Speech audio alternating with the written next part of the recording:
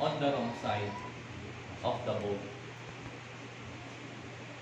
So although tayo, hindi naman na tayo sumasakay pa sa bangka para mamingwit, pero ang mga mangingisda po talaga, sumasakay po yan sa bangka para mamingwit. Pumapalaot yan. At hindi lang basta-basta ilang oras, kundi magdamag ang mga yan sa laot para mangisda. Kasi sa dagat, hindi naman yan nasa gilid. Halos nasa kalagitnaan yan, malayo sa kapatagan yung kanilang pupuntahan para mangisda. Okay?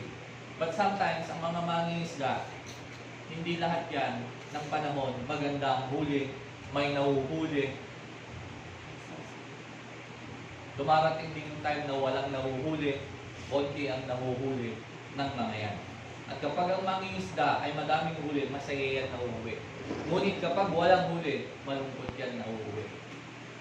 Matamlay, parang nanlalambot, kasi yung pagod, yung puyat, tapos walang nahuli. Pero pag marami yan, kahit pagod, kahit puyat, excited yan na uuwi. Bakit? Ang daming huli. Bakit nga ba dumarating dun sa point na walang nahuhuli? O walang mahuli? Umaalis ba ang mga isda? Nawawala ba ang mga isda? Maraming dahilan. Or maybe we are fishing on the wrong side of the boat. Baka mali yung lugar na pinamimingwitan natin. Baka mali yung lugar na pinangingisdaan natin. John chapter 21, verses 4 to 6.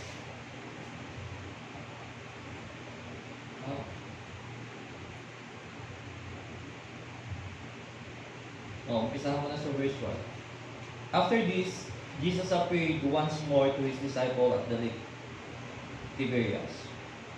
This is how it happened. Simon Peter, Thomas, called the twin, Nathanael, the sons of Zebedee, and two other disciples of Jesus were all together. Simon Peter said to the others, I am going fishing. We will come with you, they told him. So they went out in a boat, but all that night they did not catch a thing. Verse 4. Early in the morning, Jesus stood on the shore, but the disciples did not realize that it was Jesus. He called out of them, Friends, haven't you any fish? No, they answered.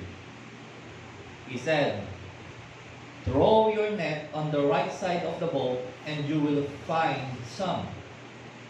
When they did, they were unable to hold the net in because of the large number of fish.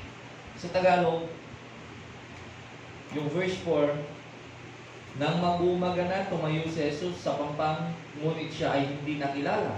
Sinabi niya, mga anak, mayroon ba kayong huli?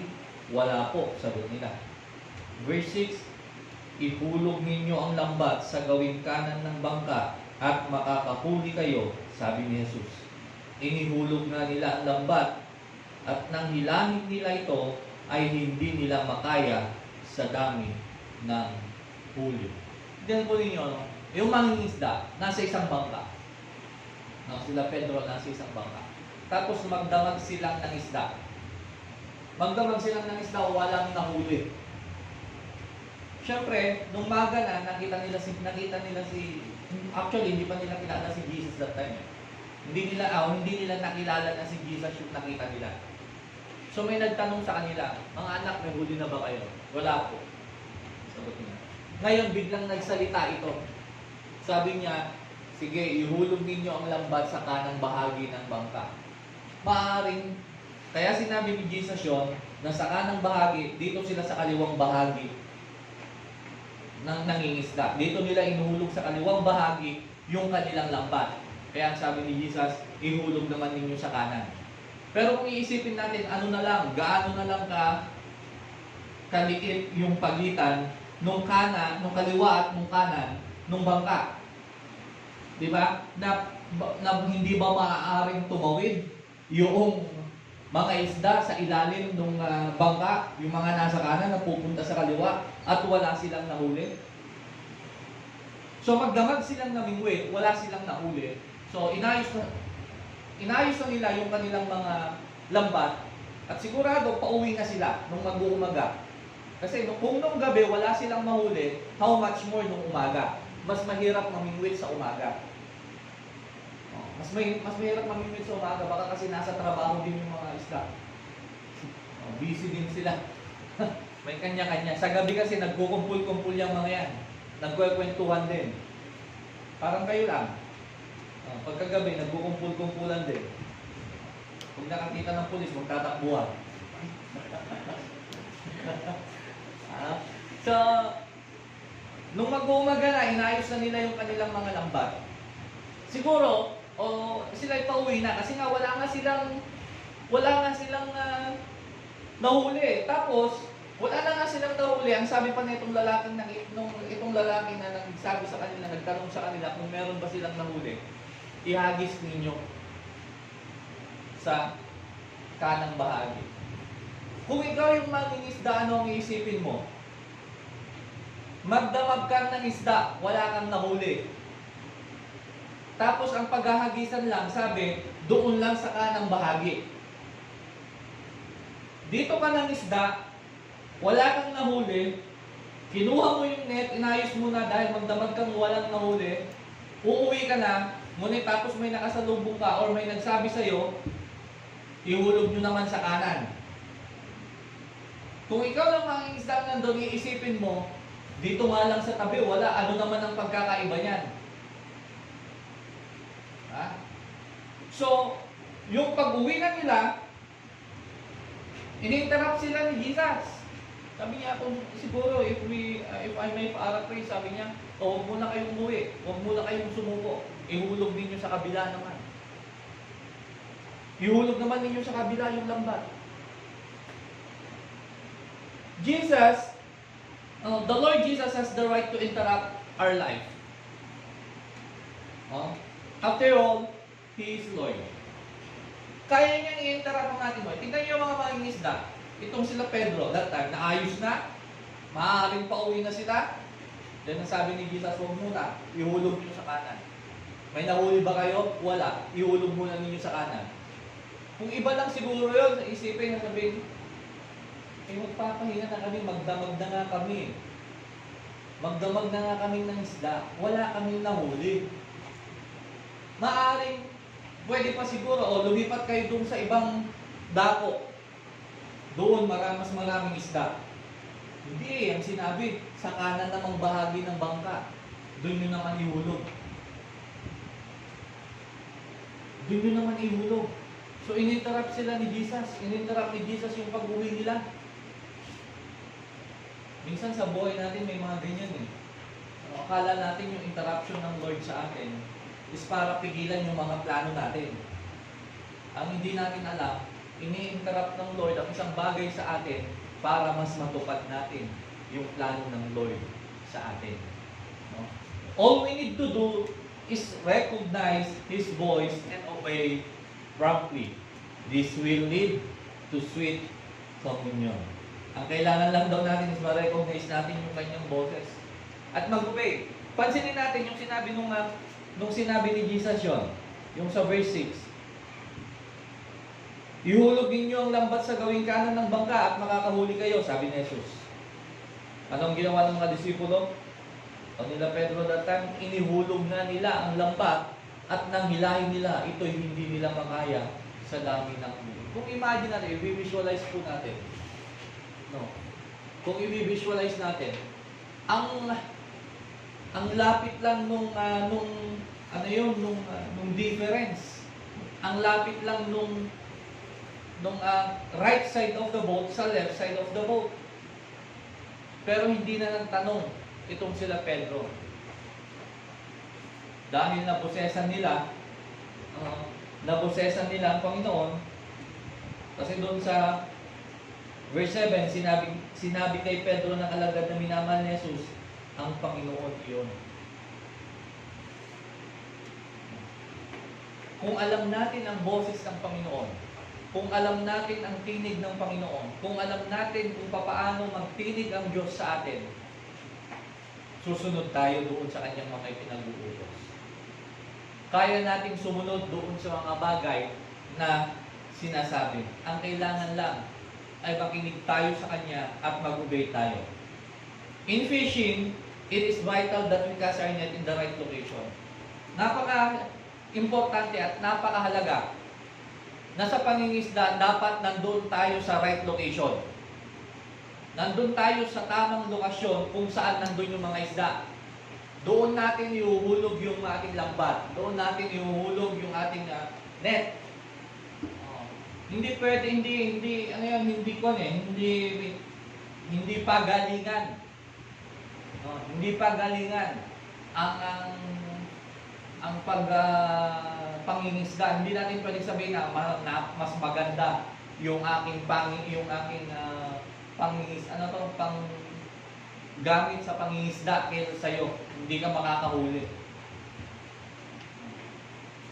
Kahit gaano maganda yung ating pangingisda, yung gamit nating pangingisda, if we are not in the right place, if we are not in the proper place, and we are not in the right time, uuwi tayong luwaan. Uuwi tayong walang nahuli. Kaya sa buhay natin, marami tayong pagkakataon na parang pakiramdam natin wala. Walang nangyayari. Pero akala mo lang wala. Pero meron. Di ba? Ini-interrupt tayo ng Lord doon sa maling hakbang, doon sa maling plano, doon sa maling lakarin dahil gusto niya mapunta tayo doon sa right place para nang sa ganon magkaroon tayo ng bunga doon sa lugar na yun. Maraming bagay, maraming pagkakataon na ibinibigay na ng Lord sa atin yung lugar na yon, pero hindi tayo sumusunod kasi hindi natin naririnig o ayaw nating dinggin ang kanyang pagtinig.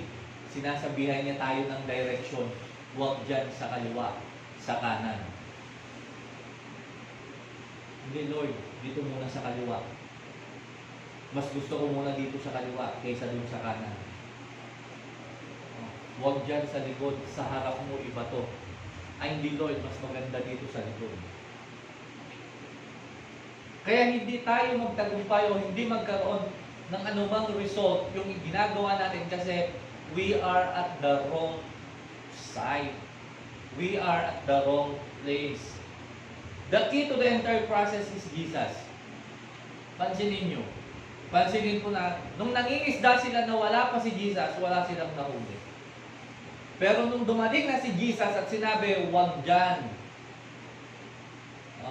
Sa kabila mo naman, sa kanang bahagi mo,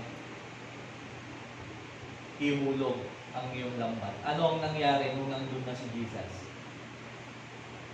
There is also an instance noong mga alagad ay nauna ng pumalaot. Di ba nung nagkaroon ng bagyo? Basa niyo yan? Nagkaroon ng malalakas na alon. Nung si Pedro ay sinubukan, sabi niya, kinalan siya si Lord, si Jesus. Kung talagang kayo po yan, Panginoon, papuntahin niyo ako yan. Nung naglakad ng madaling araw na naglakad nga si Jesus doon sa gitna ng dagat, nung wala pa si Jesus doon sa kanilang bangka, may bagyo.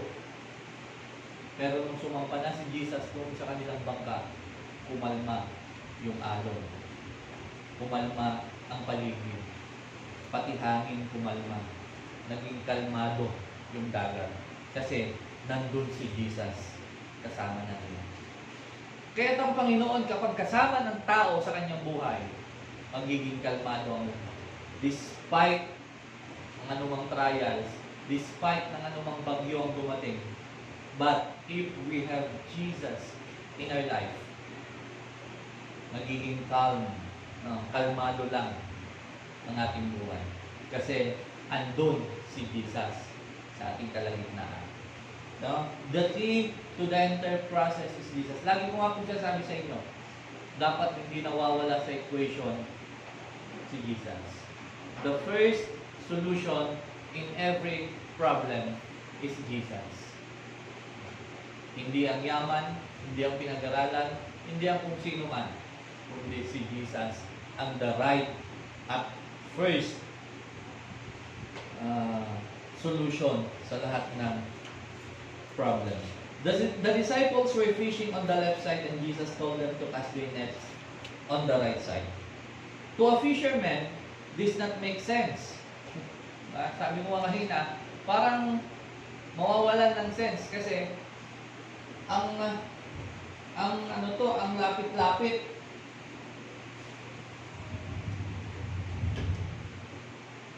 Ang lapit ng left side sa right side. At ang mga fishermen, alam na nila kumbaga alam na nila yung kaya na nilang pakiramdaman ang dagat. Kaya nilang pakiramdaman yung tubig. I don't know, dahil siguro yan yung kanilang profession. Kaya napapakiramdaman nila yung tubig, kung yan ay may panahon ng maraming isda, kung pwede nang mangisda, kung pwede nang ibato yung net. Kaya nilang pakiramdaman yan. Kaya, parang walang sense yung sinabi na parang tapos na kayo dyan sa kaliwa, sa kanan naman. Ang lapit lang ng pagitan eh. We are talking about few feet between the left side and the right side. But Jesus was emphatic. And the disciple responded with prompt obedience. Ayaw ni Jesus, nung makita ni Jesus, nung tinanong niya, mga anak, may nahuli ba kayo? Wala po, sabi. Dahil si Jesus ay puno ng habag sa kanyang mga anak, sa kanyang mga alagad, ayaw niyang umuwi nang walang nangyari. Ayaw niyang umuwi nang hindi nagtagumpay. Kaya anong sabi niya? Mga anak, sa kabilang side din naman umuwi. Mabuti na lang, itong mga alagad ay obedience. Kung hindi nila hinulong, kung nagreklamo sila, tingnan nyo, no? Kung nagreklamo sila Pedro that time, at yung kanyang mga kasama, wala silang mahuhuli. Pero dahil hindi sila marunong magreklamo, obedience sila sa Panginoon, anong nangyari? Hindi nasayang yung kanilang buong magdamag.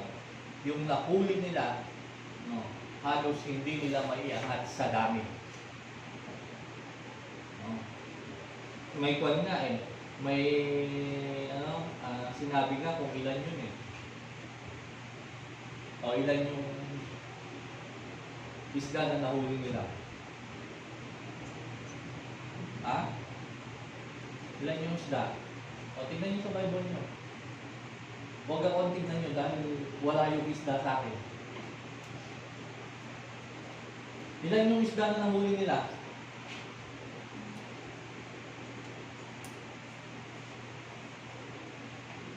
Verse 11. Kaya't sumampa sa bangka si Simon Pedro at hinila sa pampa ang lambat na puno ng malalaking isda. 153 na malalaking isda. Sabi ng mga scholar, kaya 153 daw yan. No, sa Israel kasi, meron silang 153 kinds of fishes. So, bawat isang uri ng isda, nahuli nila. 153 yung nahuli nila na malalaki. Tingnan ninyo si Jesus, kung gaano siya nakikisimpatya. Kung gaano siya may empathy, yung pakikiramay, yung gusto niyang damayan. Kasi nakita niya na sa buong magdamag, hindi biro yung mangisda ng buong magdamag. Yun nga lang magdaldalan buong magdamag, nakakapuyat na eh. Yung mangisda pa kaya, Tapos ang makikita mo, puro tubig. Wala kang makikitang iba doon. Isda na nga lang sana ang makikita mo, wala pang nahuli. Nung nakita ni Jesus in the morning, sabi niya, may huli ba kayo? Wala po. O sige, ihulog ninyo sa kanan. Kung iisipin natin literally talaga, parang walang sense. Kasi kaliwa lang yun eh, ilang feet lang. Siguro mga 2 metro yung isda, pero yung bangka, pero malaki na yun, 2 metro, 3 metro, di ba? Ilang feet lang yung pagitan ng kaliwa at kanan. Pero dahil sa si Jesus ang nagsabi, kaya na si Jesus, lahat ng bagay ay posible sa Kanya. Walang imposible sa ating Panginoon. Ang kailangan lang, sumunod tayo sa Kanyang ipinapagawa. Kaya parang sa tingin natin walang sense. No, parang galing na ako dyan eh. Ginawa ko naman na, wala eh. Hindi, ang tinitignan ni Jesus kung paano tayo mag-o-obey sa Kanyang mga pinag-uutos. Despite of that, na parang alam natin na walang sense kung minsan yung ipinapagawa ng Lord sa atin. Pero, tandaan natin, lahat ng sinasabi ng Lord, lahat ng sinasabi ni Jesus, lahat ng ipinapagawa ni Jesus, hindi yan walang saysay. Hindi yan walang kabuluhan. Kaya ang sabi ng 1 Corinthians chapter 15, di ba? Your labor in the Lord is not in vain. Lahat ng ginagawa natin ay hindi nawawalan ng kabuluhan. Minsan, kasi iniisip natin na sayang tong araw na to, araw na to pa. Tapos may pinapagawa sa'yo, wag na. Hindi na rin naman natapos eh. Hindi ko na rin naman matatapos. Hindi na rin naman magiging maganda tong araw na to. Kasi, galing na ako dun. Parang yung sinabing, puntahan mo nga, diba, sa nanay, tignan mo nga yung tita mo kung nandyan na, kagagaling ko lang dun kanina, wala. Kanina nga yun eh. Kung pumunta ka, tignan mo, nandun.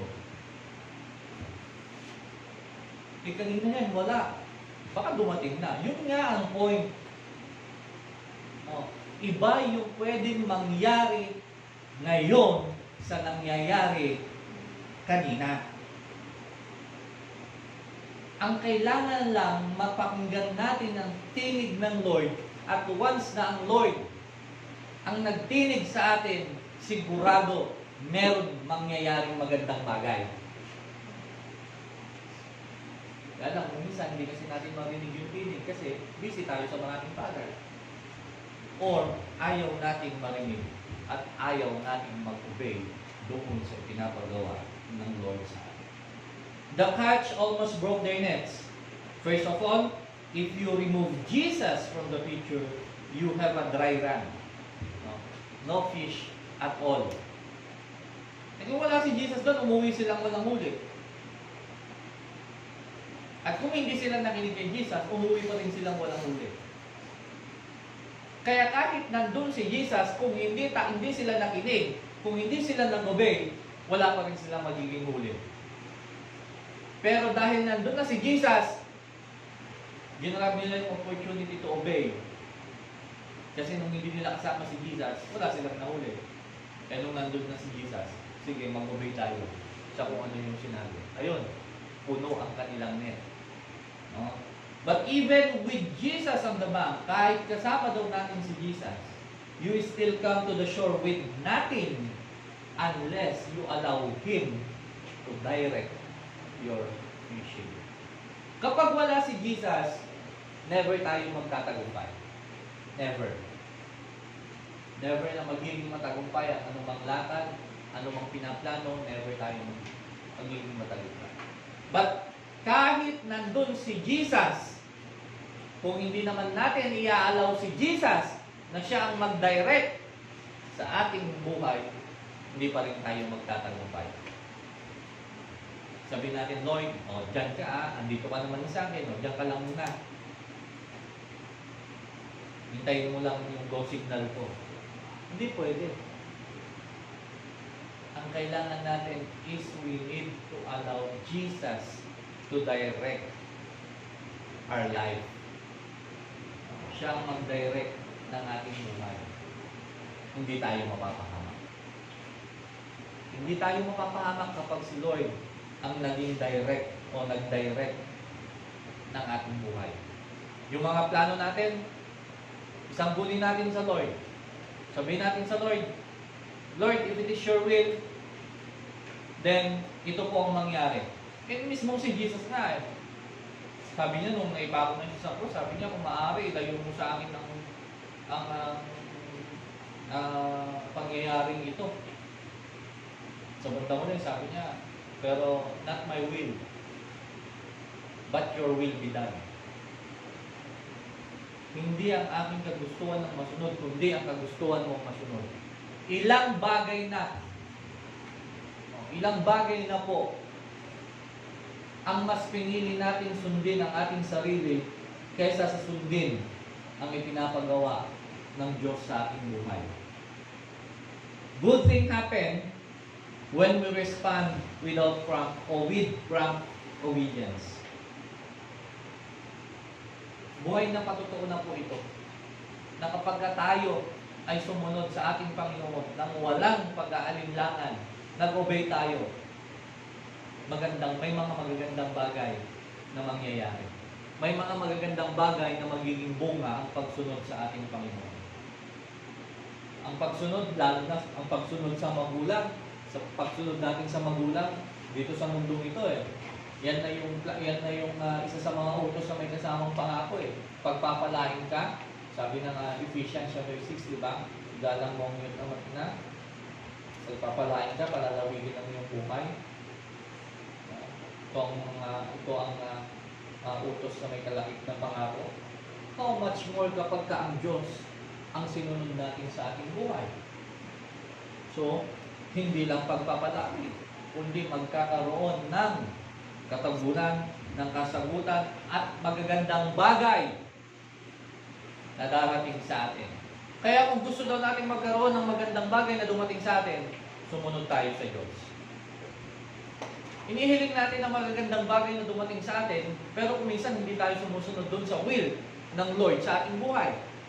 Paano magkakaroon o paano mapangyayari ng Diyos na magkaroon o ibigay ang magagandang bagay na hinihiling mo, hinihiling natin kung hindi tayo marunong sumunod sa ipinag-uutos ng Lord. Ano ang kailangan natin gawin? Una, we need to recognize the voice of Jesus. Recognize the voice of Jesus. Alamin natin, baka nagtitinig na ang Lord sa atin eh. Baka nagtitinig na ang Diyos sa atin. Ang sinasabi niya, ibato mo na sa kanang bahagi ng bangka, ayaw mo pa rin.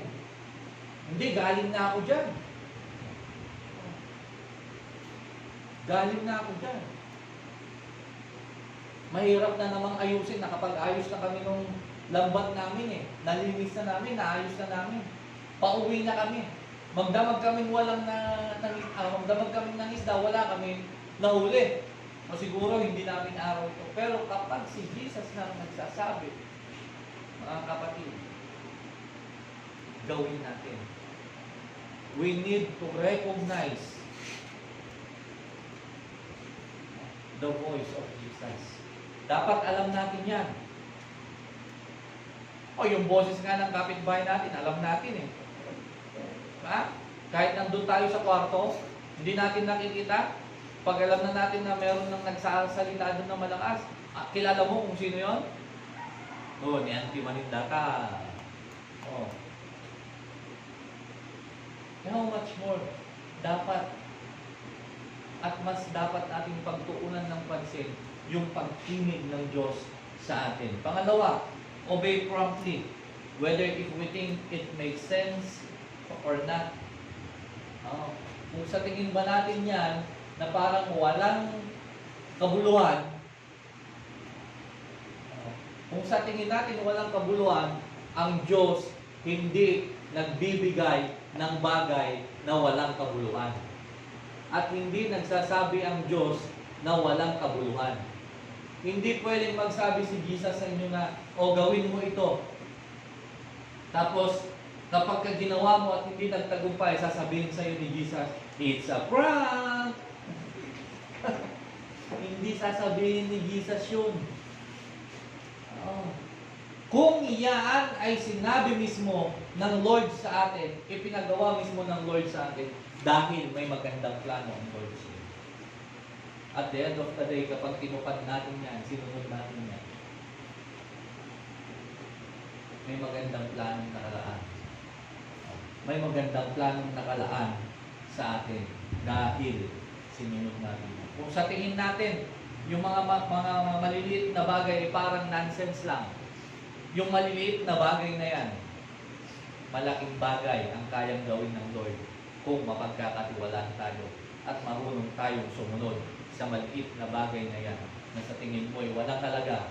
Pero uulitin ko po, ang Diyos, kapag nagbigay kahit maliit na bagay para sa iyo, malaking bagay ang kayang gawin ng Lord yan. Imagine doon sa Old Testament kay Elisha, kay Elijah. Yung doon sa babaeng balo, yung may utang, yung namatayan ng asawa, tapos may 2 anak, tapos yung asawa niya na namatay, ang daming utang na naiwan. Ano ang mangyayari? Kukunin ngayon yung 2 anak ng babae para magtrabaho, pambayad ng utang. O sino na lang matitirang asawa ng babae? O sino lang matitirang kasama ng babae? Wala. Kasi namatay na nga yung asawa, kukunin pa yung 2 anak, ang dami pang utang na iniwan. Ang dami pang utang na pinamana. Sinong pinuntahan niya? Pumunta siya doon sa propeta, sa lingkod ng Lord. Sabi niya, naging lingkod ng Diyos ang aking asawa. Anong sabi ng propeta sa kanya? O sige, ano bang meron ka? Wala po. Sabi niya, maliban sa maliit na konting langis. O titignan natin anong sense. Nung konting langis. Anong sense nung konting langis doon sa problema niya na marami siyang utang at kukunin yung 2 anak niya? O sige, may konting langis ka. O sige, ganito ang gawin mo. Pumunta ka sa mga kapitbahay mo, humingi ka ng mga jar, ng mga banga. Humingi ka. Para saan? Kung isipin mo, ano na naman ang sense? Parang walang sense. Wala, kukunti lang naman para saan yung mga hihiramin mo na jars. Pero na-provide pa rin yung babae. Sumunod pa rin. O nakahiram na kami. O magkulong kayo sa kwarto ng mga anak mo. O after yung magkulong, buhusan mo ng langis. Kunin mo yung langis na meron ka, buhusan mo yung mga dyan. Kung iisipin na naman mo, para saan? Anong sense? Alam mo sa sarili mo na konti lang yung langis na meron ka. Tapos papabuhusan mo yung jar? Para saan? Ang hinihiling niya kung paano malulutas yung problema niya. Kung paano malulutas yung problema niya na huwag makuha yung kanyang 2 anak. Pero hindi siya nagreklamo eh. Hindi siya nagtanong, hindi na siya nagmarmar. Anong ginawa? Sumunod siya. O, ibinuhos niya, nagulat siya. Nagulat siya. Kasi yung langis na konti na meron siya, noong nagpakita ng himala, nagpakita ng miracle ang Lord. Bumuhos hanggang sa mapuno yung isa, inilipat niya dun sa kabila, napuno ulit, nilipat niya na naman sa kabilang jar, napuno na naman hanggang sa lahat ng hiniram nilang jars ay na-fill. Nung napuno ng langis, ang sabi niya dun sa kanyang mga anak, jar pa, jar, asa na? Sabi ng kanyang anak, wala na po, puno na pong lahat. O doon, huminto yung pagbuhos ng langis. O, imagine, anong sense? Noong una, anong sense? May problema, konting langis, pinanghiram ng jar, para saan? Parang iisipin mo, parang Lord naman. Diba? May mga bagay tayong ganyan eh. May hinihiling tayo sa Lord, tapos may inireveal sa iyo ang Lord na paraan para maging way ng yung problema. Parang iniisip mo, ano naman kayang sense nito? O yung, tignan mo yung langis, anong sense doon sa problema? O nung napuno niya yung mga jars, anong sabi sa kanya? O ibenta mo lahat ng langis ng yan. Ibenta mo lahat. Yung mapagbebentahan, ibayad mo sa iyong pagkakautang. O sa pagkakautang ng asawa mo, ibayad mo. At yung sobra, yun yung ipamuhay mo. Yun yung gawin mong puhunan.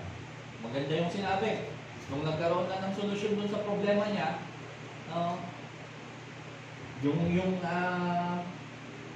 mapagbebentahan, ipambayad mo na sa utang.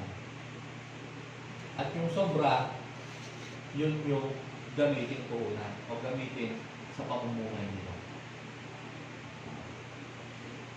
Kaya tao baliktad. Pag may pera, gamitin mo na yung pera. Pag may sumobra, magbayad ng utang. Kadalasan wala nang sumusobra. Kaya lagi namumroblema. Kaya lagi namumroblema ang Pilipino. Mahilig kasi tayo dun sa pagiging one day millionaire. Ano ang sense ng mga bagay nito? Kaya nga daw, kailangan sumunod tayo dun sa pinapagawa ng Lord kahit sa alam natin o sa palagay natin na walang sense yun. Kasi ang Diyos hindi bibigay o hindi magbibigay. Sabi ko nga, hindi yan gagawa ng bagay na walang kabuluhan. Hindi yan magbibigay ng isang bagay na yun yung gagamitin niya kung alam niyang walang kabuluhan yan sa atin. May kabuluhan yan. Kasi yan yung gagamitin. Maging pinakamaliit na bagay, pwedeng gamitin ng Diyos na maging daluyan ng pagpapala sa iyong buhay. Para masagot ang anumang problema na meron ka. Para masagot ang anumang problema na meron tayo. O isa pa, nabasa niyo yung doon sa lumpo. Yung lumpo, yung pinanganak na lumpo, hindi makabangon, yung nakahiga lang. Nakita ni Jesus, sabi niya, gusto mo bang gumaling? Ha? Gusto mo bang gumaling? Gagaling man po ko. Gustuhin ko man, wala akong maglulutong sa akin. Bumangon ka. Sabi ni Jesus, bumangon ka. Ligpitin mo ang iyong higaan. Tumayo ka. Kunin mo ang iyong higaan at umuwi ka. Anong sense kapag ka mapapakinggan mo sa mga nakakakilala? Ang tagal na lumpo. Ipapaligpit mo yung higaan na hindi nga makatayo. Pero dahil sa si Jesus na ang nagsabi, hindi na sila nagreklamo. Hindi na nagtanong. Hindi na sabi, Lord naman, para kang nagbibiro. Lord naman, joker ka. Paano ko naman may ililigpit to?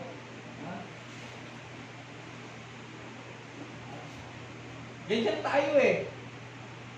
May pinapagawa. Hindi pa mo yan. Ang hirap. Nahihiya ako. Ang bukaya. Nagrigat. Lahat ng bagay mahirap. Mangantupay, nagrigat. Diba? Challenging ang kumain. Lalo na kung kaluluto, kailangan mo munang hipan yan. Ano siya? Kahit gusto mo nang higupin yung sabaw, hindi mo hihigupin yan. Hihipan mo muna.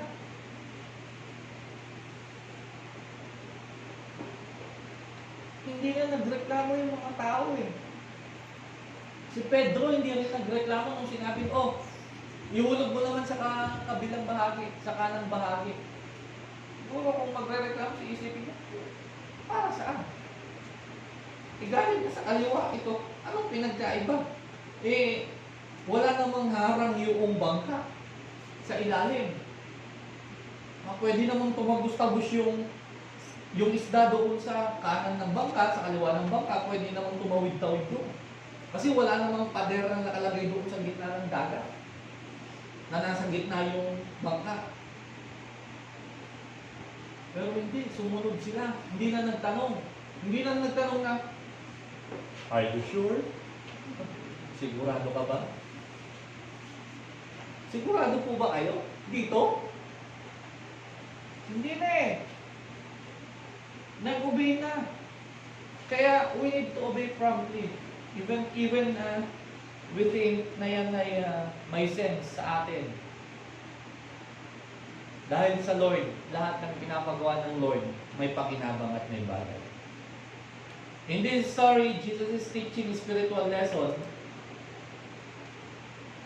Jesus is teaching a spiritual lesson to his disciples about fishing on the wrong side of the boat. In the other words, being led by His Spirit will result in catch.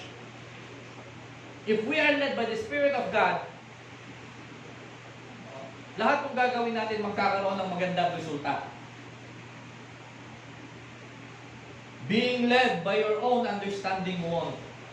At kung tayo daw ay kikilos sa ganang atin lang kagustuhan, sa ganang atin lang sa ating kalakasan, hindi tayo itatagumpay.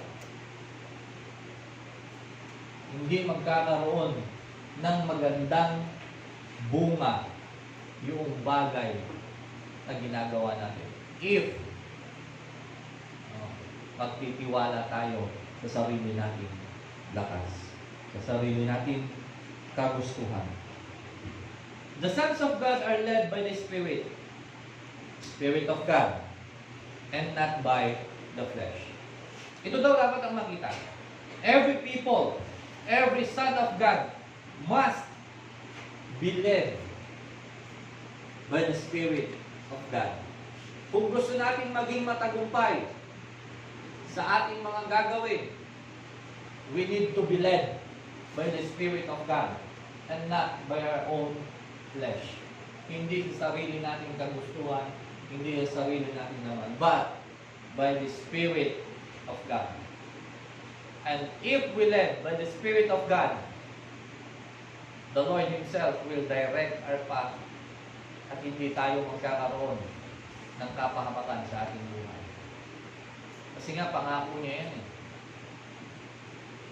I will never leave you. Hindi kita iiwan at hindi rin kita papabayaan. Kung makikita natin yung way ng Lord sa ating buhay, masasabi natin, ang ganda pala ng buhay na dumaan doon sa plano ng Lord. Kahit may challenging roads, hindi ka mapapagod. Bakit? Kasama mo ang Diyos na magbibigay ng lakas. In times na tayo ay napapagod, nagbibigay ang Lord ng lakas.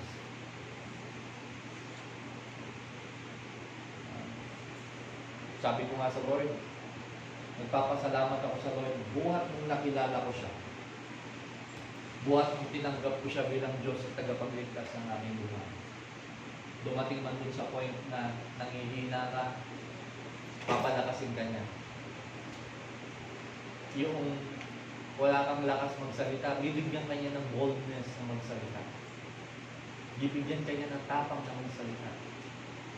Yung walang-wala ka na, nangihina ka na, papalakasin ka niya.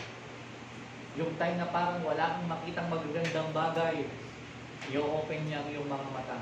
Ang sabi ko sa Lord, Lord,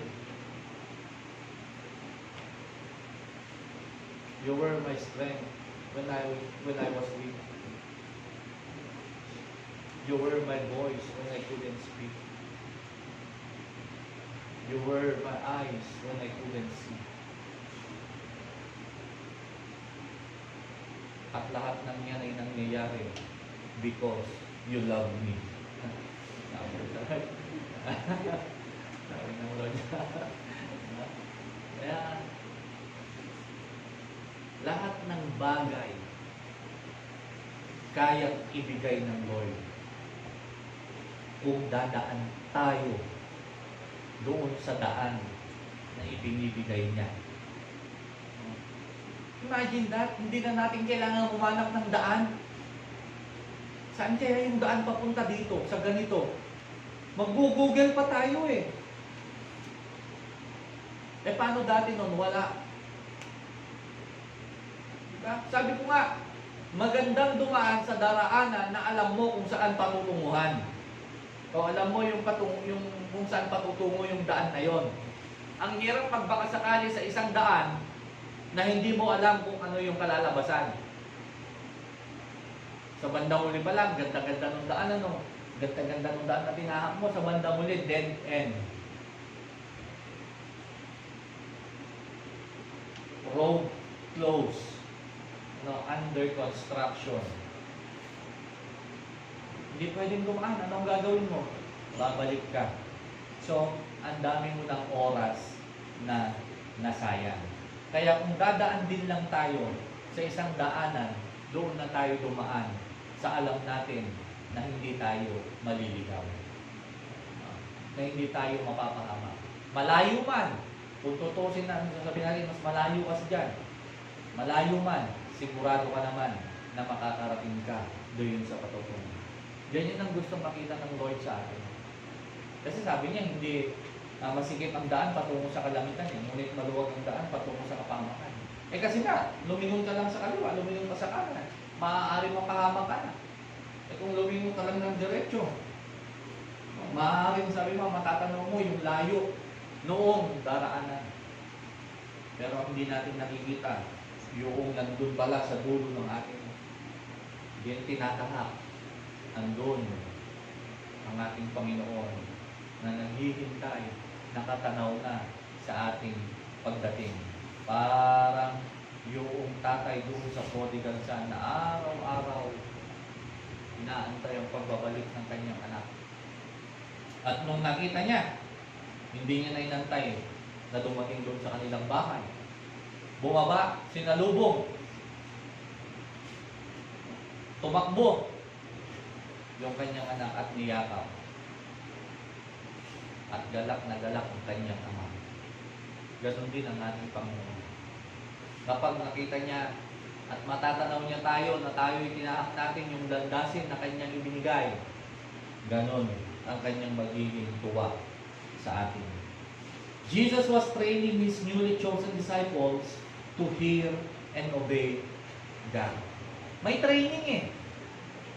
May training tayo. Kaya despite of lahat ng mga dinadaanan natin, mga challenging roads, challenging way, we are undergoing sa napakagandang training ng Lord upang marinig natin, matuto tayong tumawag, matuto tayong makinig sa kung anong sasabihin ng Lord sa atin, at matuto tayong sumunod sa instruction ng Lord sa atin. Tingnan ninyo yung kay Noah.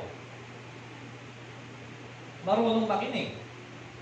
Sige nga, ganito kahaba, ganito yung sukat, ganito yung lapad, ganito yung taas ng gagawin mo. Hindi na siya nagtanong na, bakit ganito naman kalaki? Ilan lang naman kami? Ilan lang naman kami, Lord? Ako, yung asawa ko, yung mga anak ko, yung mga manugang ko. Kami lang naman, Lord, bakit ang laki? Hindi na siya nagtanong. Kundi nakinig siya sa instruction ng Lord.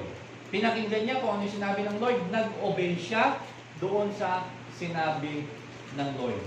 So dapat tayo, marunong tayong makinig at marunong tayong mag-obey. Huwag lang yung nakikinig na kunwari akala mong nakikinig na gano'n lumilipad pala yung piso. Mga estudyante, dadala kasi gano'n. Gano'n sa teacher. Nung tinawag, ano daw yung tanong? Ano daw yun? Kala mo, nakikinig eh. Pinag-aralan pala niyang matulog ng nakadila. Gano'n na. Tapos wait lang. Naghihilig pala, pinag-aralan niyo lang matulog ng nakadila. Tapos ang tinawag ng teacher, magugulat. Ano kaya yung gulang namin sa bahay namin? Ha? Buti na lang dito, wala, no? Ha? Amen?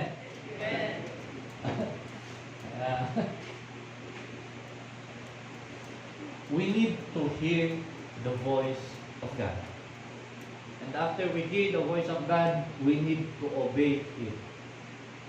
Kasi sayang yung napakinggan natin kung hindi natin i-obey. Sayang yung mga napakinggan natin kung hindi natin ipapamuhay. They fish all night, as the scripture says, but caught nothing. In the morning, Jesus appeared on the beach, calling out to them concerning their catch. Concerned kasi si Jesus kung may nahuli. But they had nothing to show for their effort. But Jesus said, sa John 21:6, cast the net on the right side of the boat and you will find some. Ano nga ang nangyari? In sa verse 7, hindi na nga nila mahuli. Nang dahil nakinig sila at nag-obey sa tinig ng ating Panginoon. Kaya napakahalaga ang pakikinig. Kaya ang sabi ng Biblia, ang mga may pandinig ay makinig. Kasi maraming may pandinig, hindi nakikinig. Maraming may pandinig, iba ang pinapakinggan. May sinasabi yung nanay, gawin mo ito ha, alam mo nakikinig. Hindi mo sinabi, ano po yun? Bakit? Ang pinapakinggan kasi yung nag-aaway doon sa kapitbahay. Mas interesado doon. Ang sa ganon, pag nagkita-kita sila ng mga kaibigan niya, bida na naman siya. Siya yung reporter. Siya na yung newscaster. Ano pa ba? Siya na yung editor. Lahat siya. Siya na yung bida lahat. Ang daming sinabi ng nanay, walang napakinggan. O walang naintindihan. Ang daming napakinggan, walang naintindihan. Walang pinagkaiba yun sa school Ang tagal na nagdadalakdan ng teacher, ang tapos ng gano'n nagtanong, may tanong ba kayo? No, ma'am. Naintindihan niyo ba? Yes, ma'am. O sige, maglabas kayo ng 1/4. May quiz tayo. Ala! Wala na. Ma'am, paano po yung ganito? Paano po yung number 1? Nung nagtanong, kung may tanong, sabi wala. Nung nagtanong, kung naintindihan, sabi naintindihan. Nung nagpa-exam, saka magtatanong.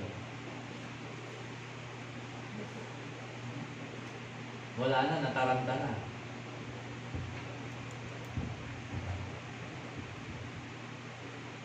Nung tinanong ulit, may tanong kayo? No, wala, ma'am. Naintindihan niyo po? Yes, ma'am. May sagot kayo? Wala, ma'am. Yeah. Anong nangyayari? Bagsak. Alam ko yan, estudyante din ako dati. Kaya madalas yung nasa likod ng estudyante. Sila yung masisipag. Masipag na tulog. Yung mga nasa tabi ng pintuan na estudyante, tapos yung mga laging nakabag na estudyante, gusto na kaagad umuwi niyan. Assignment ninyo, sabi ng teacher, assignment nakabag na yung estudyante. Gusto na umuwi. Buti na lang wala dito yan. Diba? Parang hindi kayo kumbinsido sa sarili nyo. Okay, panghuli.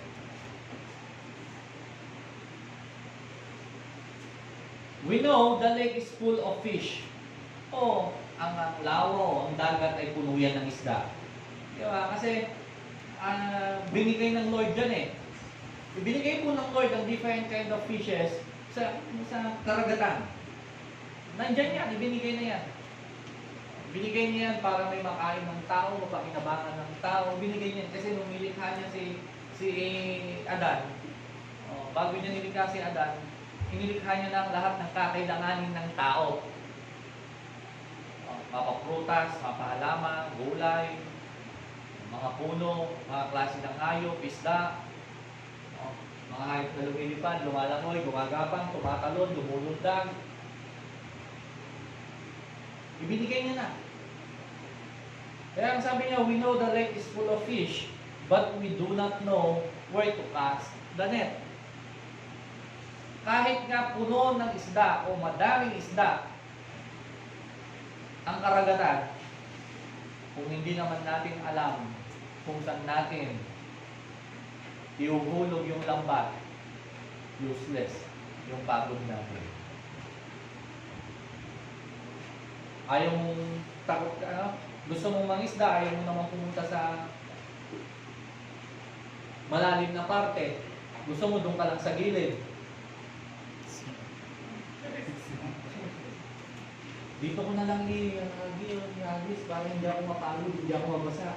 No? Kaka-pedicure ko lang kasi.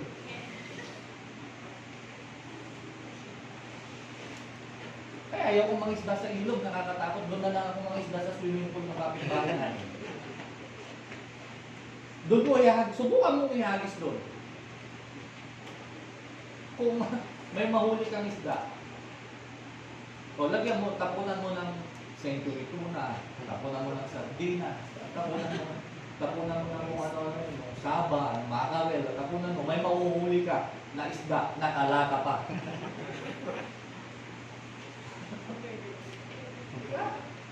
Kaya napakahalaga na alam natin kung saan natin ihuhulog yung lambat. Minsan kasi, kagaya yan, naghahanap tayo ng masyesheran. Punta tayo ng punta doon sa ibang lugar. Eh doon mismo kung sa tahanan natin, ang dami natin pwede tayong sharean. Sino? Si mama, si papa, si ate, si kuya, si lolo, si lola, si pinsan, si pinsan, si pinson. Di ba? Yung lalaki ng pinsan. Pinson. Diba? Ang dami. Minsan kasi nakafocus na kagad yung mata natin sa malayo, eh meron palang malapit. Huwag mong i-focus yung mata mo sa malayo kung meron sa malapit. Kaya kung minsan nasasaktan ka, kasi nagpo-focus ka dun sa malayo. Eh meron palang malapit. Diba? Kaya nga sabi ng Bible ibig sabihin ng malapit, meron pala doon sa mga kapatiran, parang gano'n. Kaya sabi ng Bible, huwag kang makipamatok doon sa hindi mo kapwa, mananampalataya. Bakit? Para kang kumuha ng bato na ipupuktok mo sa ulo mo.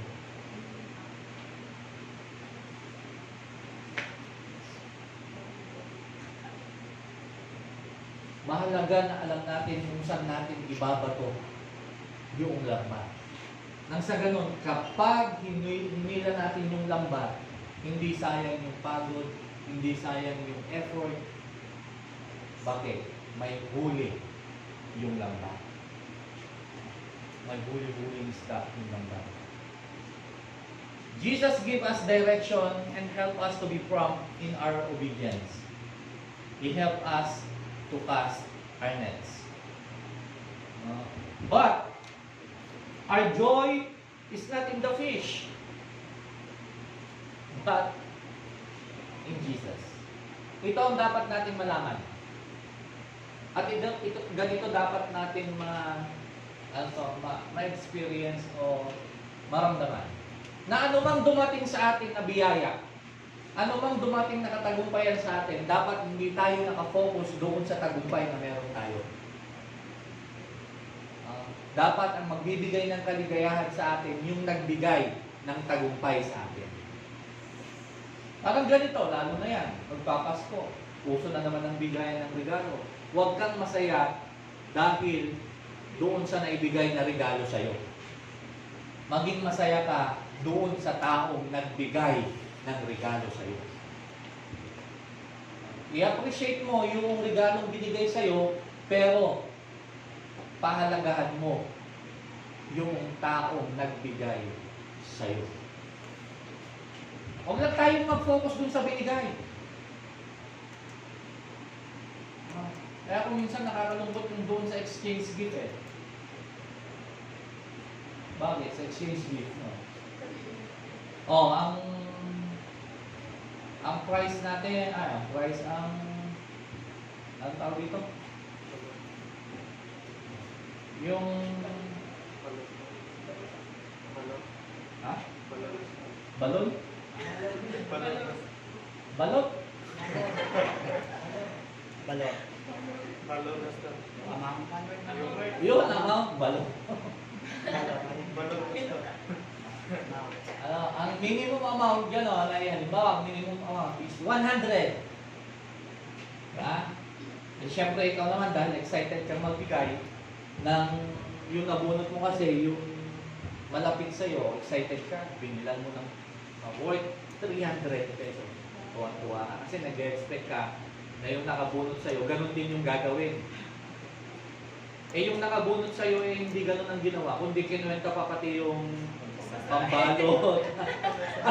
Yung pambalot, yung scotch tape na ginamit, pati yung card, yung supot, pati yung pamasahe niya.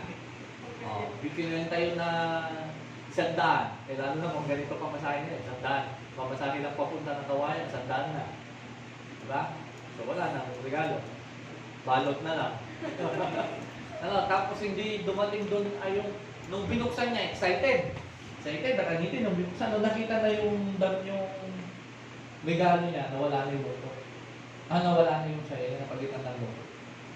Yung binigay ko, magko-compare na. Yung binigay ko, ganito, tapos ito lang matatanggap, magre-reklamo pa.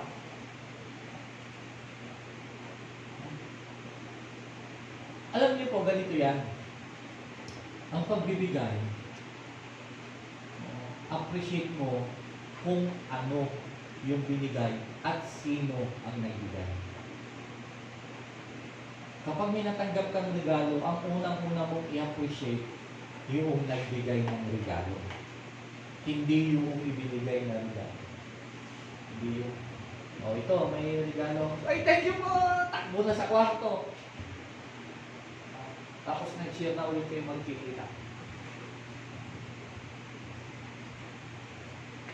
Sino sa inyo meron mga magulang sa abroad?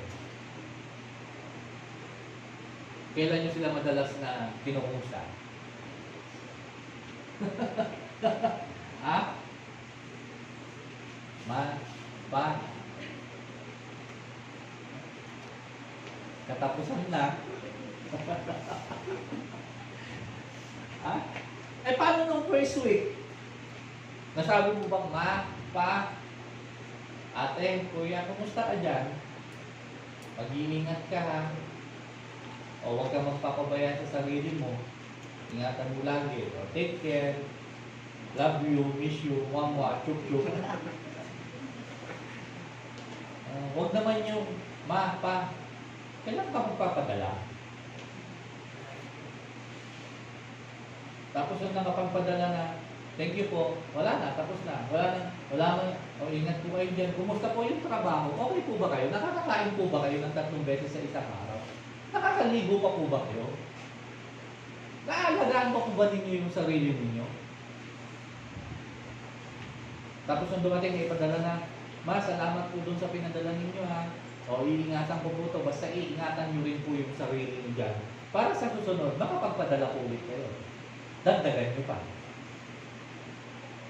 Hindi. Ang nangyayari, nung matapos na, wala na.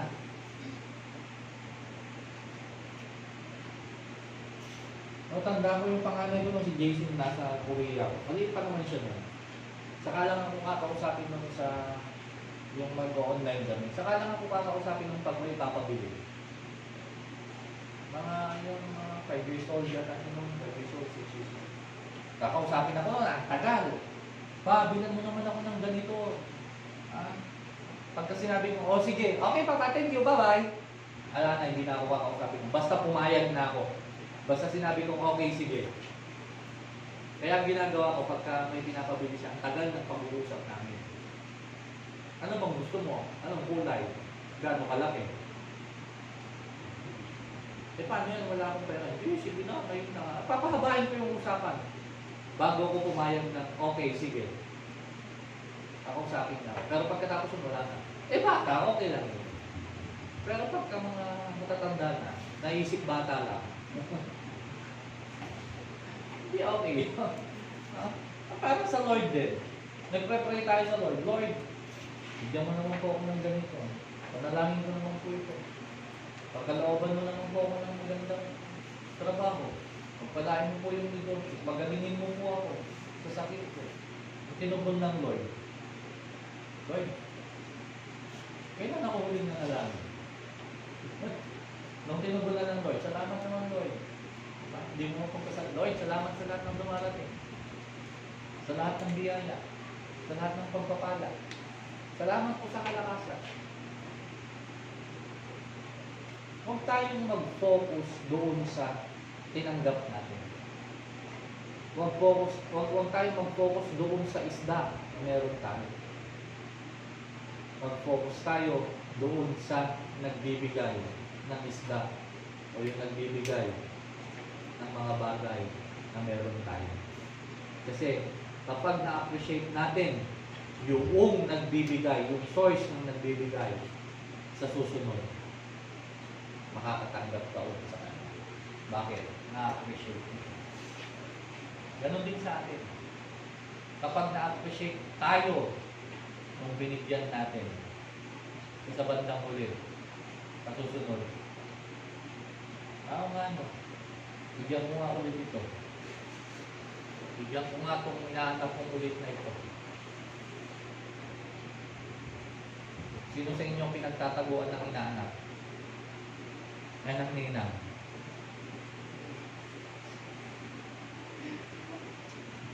Baka kasi naaalala nyo lang tuwing Pasko. Tapos pagka nakasalubong ninyo, hindi man lang kayo makapag-bless. Hindi nyo man lang, kumusta po ninang? Kumusta po tita? Kumusta po tito? Kumusta po araw nyo?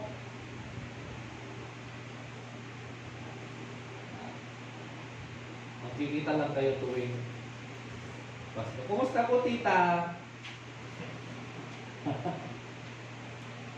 Hindi po ganon. Okay? Huwag ganon. Dapat i-appreciate natin yung nagbibigay. Ulitin ko, our joy is not in the fish, but in Jesus. Ang kaligayahan natin, hindi sa material na bagay, kundi sa ating Panginoon. Amen. Palakpakan po natin ng Lord. Tayo kung lahat ay tumayo, tayo manalangin. Tayo yung bukod naman naming makapangyarihan. Salamat po sa oras. Salamat po sa iyong mga salita dahil patuloy mo kaming tinuturuan, Panginoon. Lord, may mga bagay na hindi namin nasusunod. May mga pinapagawa ka na hindi namin nasusunod. Kaya sa oras na ito, turuan mo po kami, Panginoon. Minsan, yung pinupuntahan namin, nasa wrong side na pala kami. Bakit hindi kami nagtatagumpay? Lord, sinasabi mo sa amin yung mga bagay na dapat namin gawin.